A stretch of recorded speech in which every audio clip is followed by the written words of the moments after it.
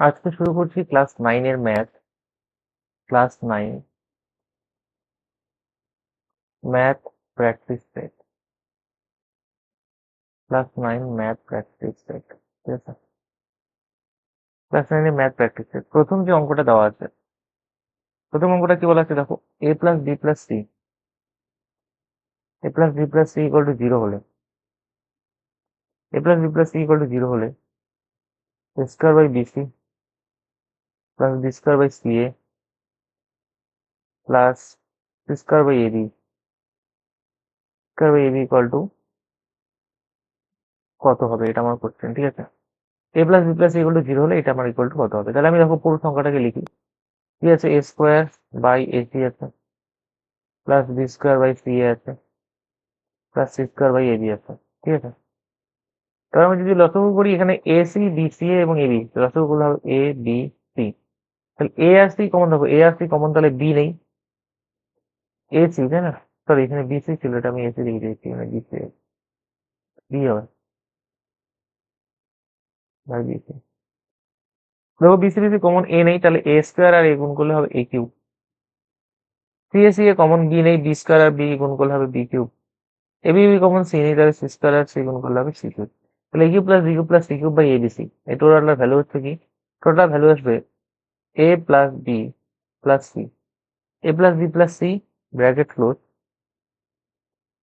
a square plus b square plus c square minus ab minus bc minus ca, এই টোটালটা সূত্র এটা। এবং যেহেতু আমার একটা মাইনাস থ্রি বিসি হয়, ওই থ্রি বিসির বিষয়গুলো হয়ে যাবে প্লাস থ্রি এবিসি, ঠিক আছে? টোটালটার নিচে চলে আসবে আমার কত? এ বি সি, টোটাল নিচে এবিসি। এবার দেখো এই টোটালটা যেটা, A plus B plus C, A plus B plus C এর ভ্যালু কত আছে? 0 আছে। তাহলে লিখছি ওই 0 into square plus B square plus C square minus AB minus BC minus A, এই প্লাস কত? সি এ বিসি, ঠিক আছে? বাই কত আসলো? এ বি, বাই আসলো কত? এ বিসি। এবার এবার আমি জিরোর সঙ্গে এটা যদি জিরো, এটাকে যদি গুণ করি তাহলে জিরো হয়ে যাবে। এই জিরোর সাথে এটাকে গুণ করলে কত হবে? জিরোই হবে, ঠিক আছে? জিরোর সাথে যদি গুণ করি তাহলে জিরোই হবে। এবার প্লাস কত আসছে? Plus three A B C plus C A B, টোটালটা নিচে কত আছে? A B C. তাহলে three A B C by কত? এবিসি, এবিসি এবিসি ক্যান্সেল, তাহলে এখানে পড়ে থাকলো কত? থ্রি। তাহলে three is the right answer, ঠিক আছে? চলে যাচ্ছি নেক্সট কোশ্চেন, 2 নম্বর কোশ্চেনে, ঠিক আছে? 2 নম্বর প্রশ্নটা দেখো কি বলছে। 2 নম্বর প্রশ্নটা হচ্ছে 3-এর মাথায় 1/3, তারপরে হলো 2-এর মাথায় 1/2, 2-এর মাথায় 1/2 এবং 8-এর মাথায় 1/4, এর মধ্যে এর মধ্যে ক্ষুদ্রতম কোনটি? এর মধ্যে ক্ষুদ্রতম কোনটি, এটা আমার কোশ্চেন, ঠিক আছে?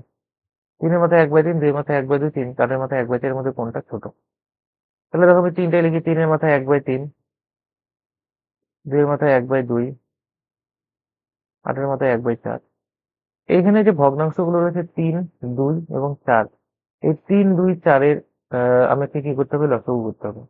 3, 2, 4-এর যদি আমি লসাগু করি, 3, 2, 4 এবং 3, 2 এবং 4-এর লসাগু আসবে কত? 12 আসছে, ঠিক আছে?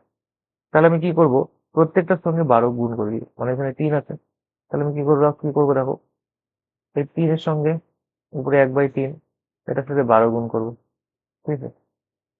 এবং এখানে 2 এর সাথে 2 এর উপরে কত আছে? 1/2, এটার সাথে কি করবো? 12 গুণ করবো। এবং এখানে 8, 8-এর উপরে কত আছে? 1/4, এবং এটার সাথে কি গুণ করবো? 12 গুণ করবো। তাহলে গুণ করার পরে কত আসছে দেখো, 3-এর সঙ্গে যদি 12 গুণ করি, 3 এর সঙ্গে 12 গুণ করলে 4 আসবে, তার মানে 3-এর মাথায় কত? 4। 2 এর সাথে যদি 12 গুণ করি, 2 দিয়ে 6, তার মানে 2 এর মাথায় কত আসবে? 6। 4 দিয়ে 3 4 12, তার মানে 8-এর মাথায় কত আসবে? 3। এবার এগুলোর ভ্যালু কত হবে বলো? 3-এর মাথায় 4, 3-এর মাথায় 4 মানে হচ্ছে 3 যদি করো, 3 যদি 81।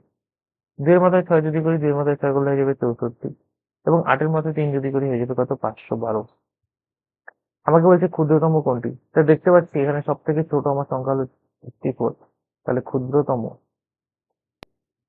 হবে 64, দ্যাট মিনস 2 × 1/2, 2 এর মাথায় 1/2, এটা আমার সব থেকে ক্ষুদ্রতম, সব থেকে ছোট, ঠিক আছে? তাহলে সবার প্রথমে নিয়মটা কি? তাহলে নিয়মটা হচ্ছে 3, 2 এবং 4 এদের কি করতে হবে? লসাগু করতে হবে। এবং ওই লসাগু দিয়েই পাওয়ারগুলোকে জাস্ট কি করবো? গুণ করবো, ঠিক আছে? চলে আসছে 3 নম্বর প্রশ্ন। 3 নম্বর প্রশ্নটা দেখো কি বলেছে। পরের প্রশ্নটা একটা ইজি প্রশ্ন দেওয়া আছে। দেখো প্রশ্নটা বলেছে 1/2 ও 1/3 এর মধ্যবর্তী একটি অমূলদ সংখ্যা। এর মধ্যবর্তী অমূলদ সংখ্যা আমাকে বের করতে বলছে। এর মধ্যবর্তী অমূলদ সংখ্যা বের করতে বলছে। তাহলে কিভাবে করবো? এই যে 1/2 এটাকে ভাগ করো। 1 আসলো, দশমিক দিলাম, কি করলাম, 0 হলাম, 5 দুগুণে 10, ঠিক আছে, মিলে গেলো। তার মানে এটা আসলো কত, 0.5, 0.5 কিন্তু মিলে গেলো, ঠিক আছে। আবার 1/3 এটাকে যদি করি, 1 আসবে, দশমিকের জন্য 0 নাও, 3 3 9 আসবে, 1 আসবে, দশমিকের জন্য 0 নাও, 3 3 9 আসবে, 1 আসবে, দশমিকের জন্য 0 নাও, 3 3 9 আসবে, 1 আসবে, দশমিকের জন্য। মানে এরকম করে চলতেই থাকবে এটা, ঠিক আছে, এটা কোনো শেষ হবে না। তার মানে এটার ভ্যালুটা কত আসবে, 0.333। এবার এই 0.5 এবং 0.33 এদের মধ্যবর্তী আমাকে মূলদ সংখ্যা নিতে বলছে। সুতরাং এদের মধ্যবর্তী মূলদ সংখ্যা কি হবে বলো? মূলদ সংখ্যা, এদের মধ্যবর্তী মূলদ সংখ্যা, মূলদ সংখ্যা হচ্ছে 0.5, 0.3, এটা মানে 3-এর পরে 4 হতে পারে, আমি লিখতে পারি।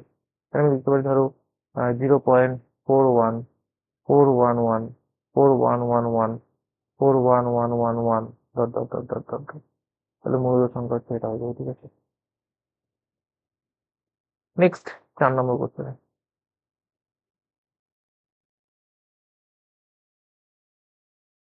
পরের কোশ্চেনটা কি আছে দেখো। পরের কোশ্চেনটা দেওয়া আছে হলো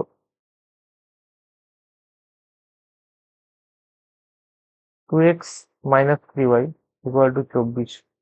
সমীকরণের লেখচিত্রটি। সমীকরণের লেখচিত্রটি y অক্ষকে, সমীকরণের লেখচিত্রটি y অক্ষকে যে বিন্দুতে ছেদ করে, যে বিন্দুতে ছেদ করে তার স্থানাঙ্ক কত? তার স্থানাঙ্ক কত, এটা আমার প্রশ্ন। তাহলে 2x minus 3y equal to 24 সমীকরণের লেখচিত্রটি y অক্ষকে যে বিন্দুতে ছেদ করে। দেখো, y অক্ষকে ছেদ করা, দ্যাট মিনস x এর মান কিন্তু 0 হওয়া, ঠিক আছে। তাহলে আমাকে দেখো কি বলেছে, এখানে বলেছে 2x minus 3y equal to 24, এটাকে আমি 1 নং সমীকরণ নাম দিলাম। তাহলে 1 নং সমীকরণ যদি নাম দিই, তাহলে 1 নং সমীকরণে আমাকে, যেহেতু আমাকে এখানে বলেছে যে লেখচিত্রটি y অক্ষে ছেদ করবে, তাহলে y অক্ষে যেহেতু বলেছে ছেদ করবে, তাহলে y অক্ষে ছেদ করলে মনে রাখবা x ইকুয়াল টু অলওয়েজ 0 হবে।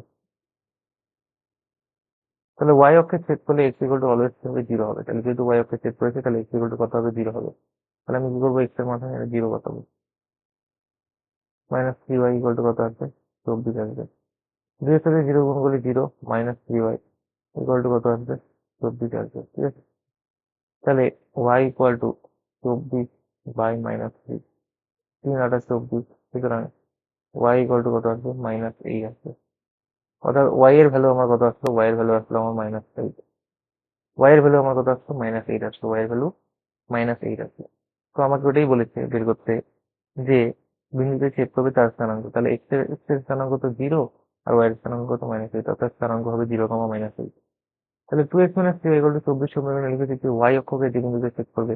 তাহলে y অক্ষকে যে বিন্দুতে ছেদ করবে, কি বলছে, y অক্ষকে যে বিন্দুতে ছেদ করবে, তাহলে তার স্থানাঙ্ক কি হবে, তাহলে y অক্ষকে যে বিন্দুতে ছেদ করবে তার স্থানাঙ্ক হবে 0,8। যদি মনে রাখবো এটা, y অক্ষকে ছেদ করা মিনস হচ্ছে আমার x ইকুয়াল টু 0 হয়ে যাওয়া, ঠিক আছে। এই জিনিসটা কিন্তু মনে রাখতে হবে। চলে যাচ্ছি নেক্সট কোশ্চেন, 5 নম্বরে।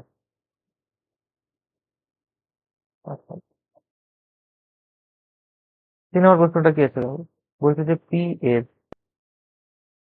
কোন মানের জন্য, p এর কোন মানের জন্য px plus 6y minus p, px plus 6y minus p,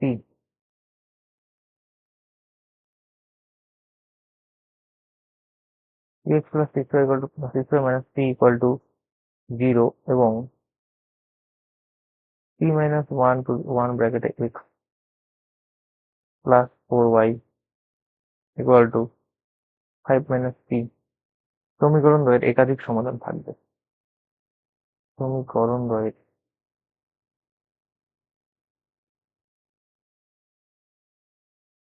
একাধিক সমাধান।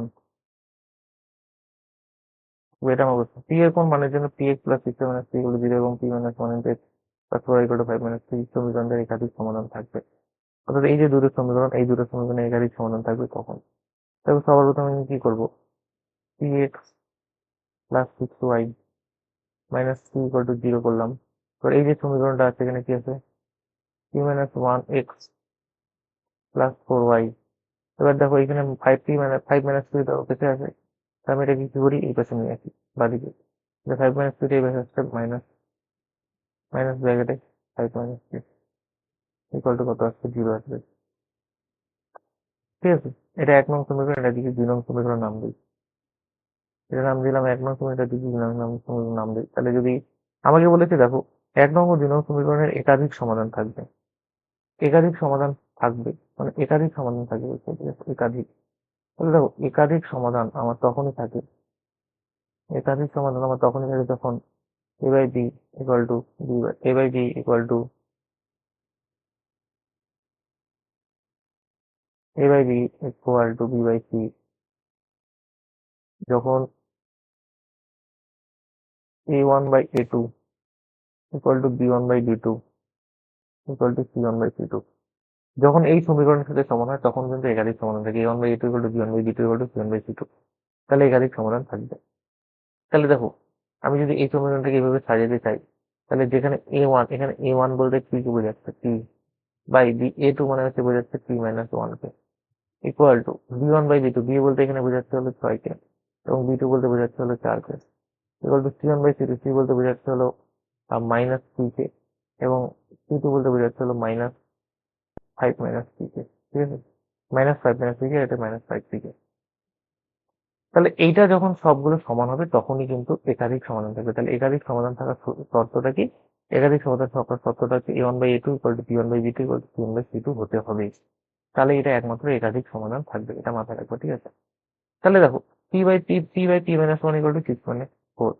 এখান থেকে আমি একটা জিনিস বলতে পারি, p মাইনাস ওয়ান এটাকে আমি শুধুমাত্র সিক্স বাই ফোর সাথে সমাধান করলাম, মানে four by six by four সাথে সমান করলাম এবং এটাকে পরে লিখবো আমরা। ঠিক আছে, এবার দেখো আমি যদি কোনাকুনি গুণ করি, ছয়ের সাথে পি গুণ হলে six into P minus one equal two চারের সঙ্গে পি গুণ হলো ফোর পি, ওই এটার সাথে এটা কোনাকুনি গুণ হলো ফোর পি। ঠিক আছে, তাহলে six P minus six equal to কত, ফোর পি।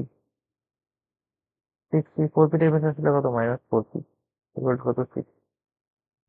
তাহলে সিক্স পি থেকে ফোর পি বাদ দেবে, তাহলে কত আসবে, two P equal to six. দুই দিয়ে কাটাকাটি করে দুই দিয়ে কাটলে তিন দিন মতো হয়, that means P equal two three. P এর মান কত আসলো, থ্রি আসলো, পি এর মান কত আসলো, থ্রি আসলো। এবার আমি যদি এই সমীকরণের ক্ষেত্রে, এবার আমি যদি তাহলে দেখো পি ইকুয়াল টু কত আসলো, minus P equal two three আসলো। এবার এই সমীকরণের ক্ষেত্রে এটা ইকুয়াল টু এটা যদি করি, অর্থাৎ six by four equal to minus three by minus five plus minus three.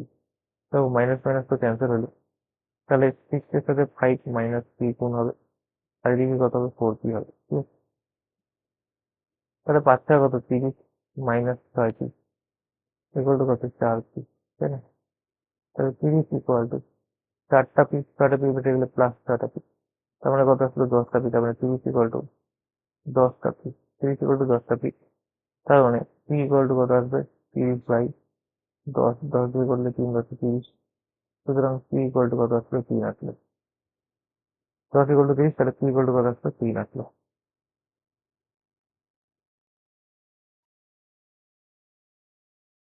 P এর ভ্যালু থ্রি, এখানেও আমার পি এর ভ্যালু থ্রি। তাহলে আমাকে পি এর ভ্যালু তাহলে থ্রি, তাহলে সুতরাং নিম্ন সমীকরণে নিম্ন পি এর মান হচ্ছে আমার কত হয়ে যাবে, থ্রি হয়ে যাবে। ঠিক আছে, এটাই অ্যান্সার। আমরা চলে যাচ্ছি নেক্সট কোশ্চেন, এখানে আমার প্রশ্ন হবে, এখানে আমার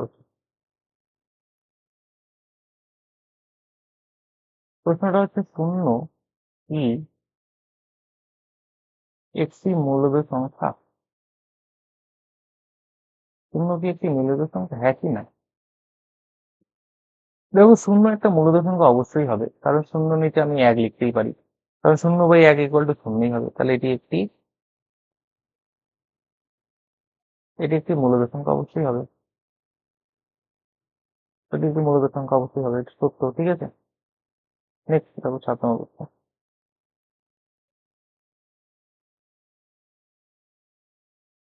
যদি আমি বলি 0.001, এটার মাথায় পৌনঃপুনিক, এটার মাথায় পৌনঃপুনিক, তাহলে এটা আমাকে আবৃত দশমিকে কত হবে বলে। আমি শুধু নাম্বার লিখবো, দেখো শুধু নাম্বার তো আমার 1 বাই, এখানে একটা পৌনঃপুনিক আছে, এখানে একটা পৌনঃপুনিক আছে, মানে তার মানে মাঝখানেও কিন্তু একটা পৌনঃপুনিক আছে, এটা ধরে নিতে হবে। তাহলে এখানে কত হয়ে যাবে, 3টা 9 হয়ে যাবে, 1/3টা 9, ঠিক আছে। 1/3টা 9 করলে কিন্তু আমার অ্যান্সারটা পেয়ে যাবে, এটাই মানে। 8 নম্বর যদি ধরে নাও এরকম, আমি আরেকটা অঙ্ক লিখলাম 0.163, এটা আমাদের দশমিক, এটা আমাদের দশমিক, তাহলে আমার শুধু সংখ্যা 163, এখানে একটা দশমিক ছিল 9, এখানে একটা 9, এখানে একটা 9, এখানে 9 মানে কিন্তু এখানেও আছে, তাহলে 3টা 9, সেটা তো 3টা 9, ঠিক আছে। নেক্সট কোশ্চেন দেখো 8 নম্বর। 0.2101, 0.2101 এবং 0.22222, এর মধ্যে দুটি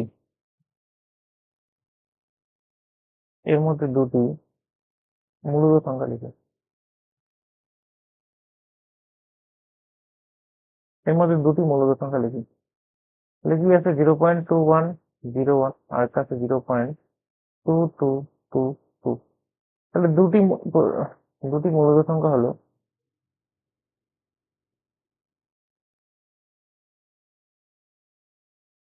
প্রথম মূলদ সংখ্যা হবে 0.22, কারণ শেষ আছে, তারপর একটা দিয়ে দিলাম 0.221, তবে এই দুটা তো এই দুটার মধ্যেই রয়েছে না, এই দুটোর মধ্যেই রয়েছে 0.22 আর একটা 0.221। নেক্সট দেখুন 9 নম্বর প্রশ্ন।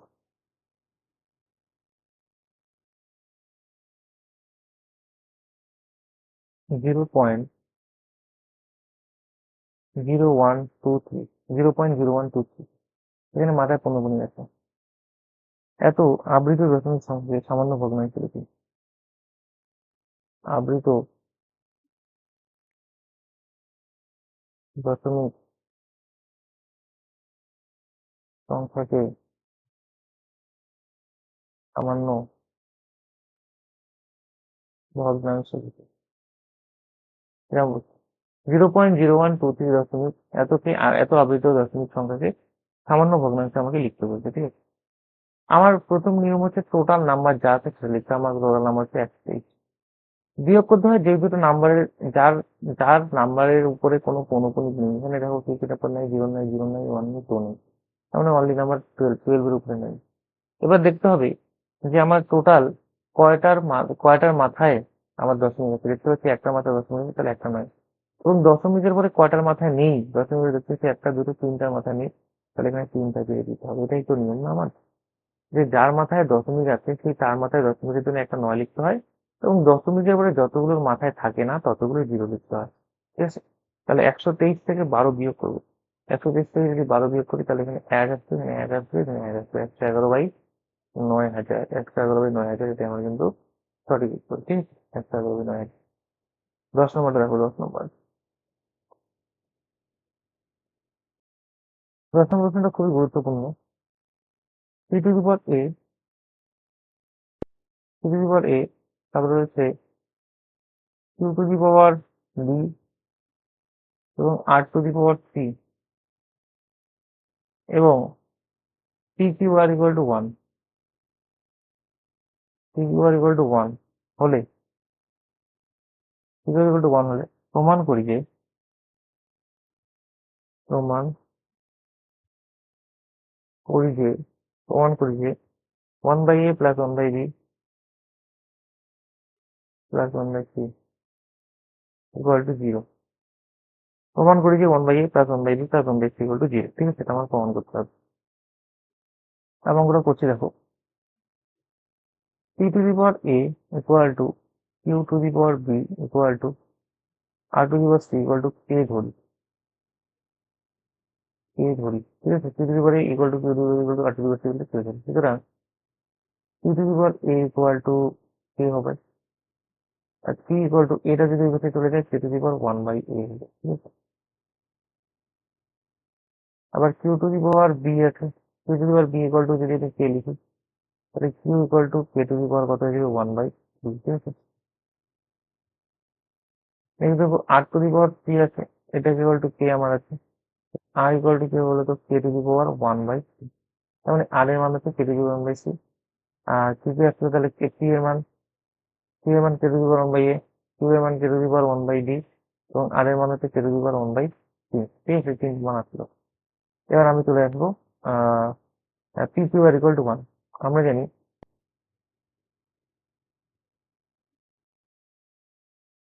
বলছে দেখো P Q R equal to কত বলছে 1 বলছে, তাহলে পি এর ভ্যালু কত, পি এর ভ্যালু কত হচ্ছে K to the power 1/a into Q এর ভ্যালু কত হচ্ছে K to the power 1/b into আর এর ভ্যালু কত হচ্ছে K to the power 1/3 equal to কত 1 লিখতে পারি। তাহলে কে to the power 1/a 1/b 1/3, দেখো আমরা জানি সূচকের নিয়ম অনুসারে যে কোনো ধ্রুবকের মাথায় যেগুলো পাওয়ার থাকে সেই পাওয়ারগুলো যোগ হয়, তাহলে 1/a প্লাস 1/b প্লাস 1/3, এই টোটালটা ইকুয়াল টু কত 1। এখানে আমি কি লিখতে পারি, এখানে লিখতে পারি দেখো K to the power 1/a plus 1/b plus 1/3 equal to K to the power 0, কারণ কে টু দি পাওয়ার 0 মানেই 1। তাহলে দেখো কে আর কে মানে বেস আর বেস সেম আছে, পাওয়ার গুলো সমান সমান, সুতরাং এখান থেকে আমি বলতে পারি 1/a plus 1/b plus 1/3 equal to কত 0, 1/b 1/a plus 1/b plus 1/3 equal to কত হচ্ছে 0। এটা কিন্তু আমার সঠিক উত্তর, ঠিক আছে। আজকে আমরা 10 পর্যন্তই করলাম প্র্যাকটিস ম্যাথে, নেক্সট দিন বাকিগুলো করবো।